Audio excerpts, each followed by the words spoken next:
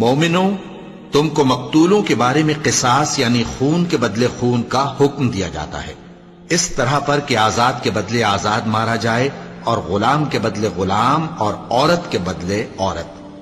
اور اگر قاتل کو اس کے مقتول بھائی کے قصاص میں سے کچھ معاف کر دیا جائے تو وارث مقتول کو پسندیدہ طریق سے قرارداد کی پیروی یعنی مطالبہ خون بہا کرنا اور قاتل کو خوشخوئی کے ساتھ ادا کرنا چاہیے۔ یہ تمہارے پروردگار کی طرف سے تمہارے لیے آسانی اور مہربانی ہے۔ اب جو اس کے بعد زیادتی کرے اس کے لیے دکھ کا عذاب ہے۔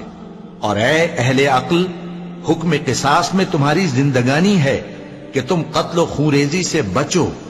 تم پر فرض کیا جاتا ہے کہ جب تم میں سے کسی کو موت کا وقت آ جائے تو اگر وہ کچھ مال چھوڑ جانے والا ہو تو ماں باپ اور رشتہ داروں کے لیے دستور کے مطابق وصیت کر جائے۔ اللہ سے ڈرنے